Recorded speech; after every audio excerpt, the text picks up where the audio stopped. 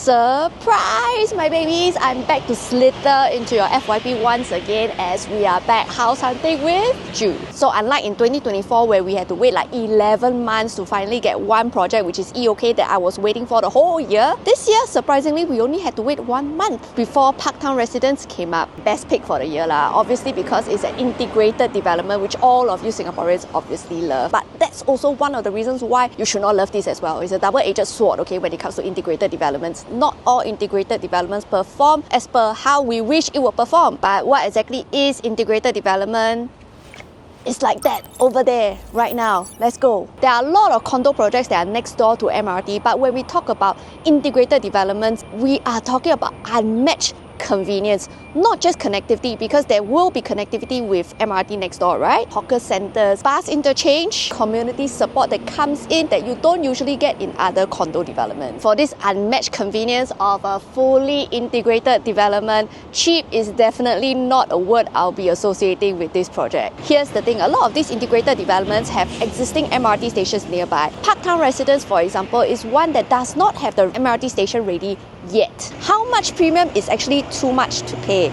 Let's take a look at some examples. There are a couple of integrated developments that are being built. When they are launched, they are really popular, selling at least 70%. They are usually launched between 15 to 20% above its peers that are not integrated developments. Having done profitability studies on the older integrated projects, I do realize that once integrated developments become resale, they are still very hot projects, you know. They are not just like any other condo because there's only one integrated development in every MRT station that we get, especially in the OCR, right? You know, and when it comes to integrated development, more management is actually one of the most important things ever. Your developers are these people. I really don't think they're going to let the mall component fail, unlike in some developments such as Hillian, which only is experiencing 2.1% growth annualized. You know why lah, huh? And if we look at the older ones such as Centuries, even at this old age, it's still going fairly strong, you know, at about 5.4% annualized growth. North Park, which is over at Yishun, doing about 4% growth annually, and Sengkang Grand, which is rather new,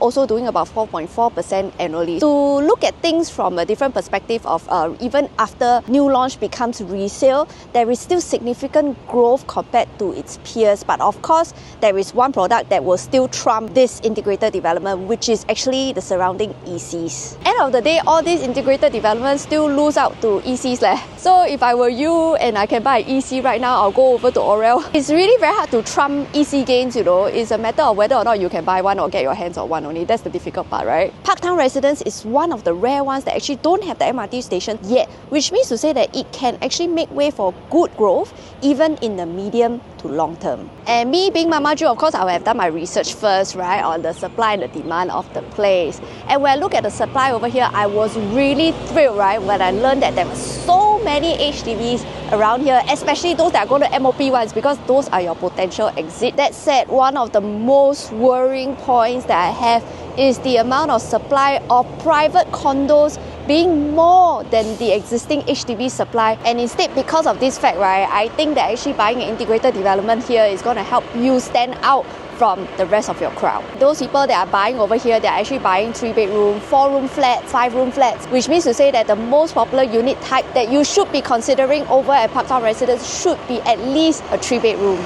More importantly, let's talk about price. Price gap between existing resale and what potentially might go at Parktown Residence, and what is your walkaway price. I'm of course seeking references, popular resale options around here. Their PSF is about 1,600 to 1,700 right now, which is something that you can consider if you can't wait for something like Parktown Residence. PSF is not something that we should be, you know, very big on right now because of harmonization rules. That's the new trend, right? We have to follow trend, right? But when it comes to quantum, especially for 3-bedrooms that people are buying around here in the resale projects, we are looking in the quantum of about $2 million being the norm. Means that something like this will go at a much bigger premium. My guesstimate for this project will be anything under 2,300 PSF will be a great buy. Anything faring close to 2,004, 2,005 might be breaking your bank. Long story short, if I can afford and qualify for an EC, I'll definitely go for an EC first because that's kind of like a no-brainer, right? Of course, Parktown Residence would still be one of my top picks for the year, given that it has a very clear short, medium and long-term exit, For those of you who are buying for own stay or investment, it works both ways as well. Parktown Residence is due to launch this weekend, which I may or may not be able to edit this video in time for. If you have nothing better to do like me on Valentine's Day, you can always come park tour at Parktown Residence with me. My name is Mama Joo and I'm always looking to give you some surplus on your property. Okay, thanks, bye!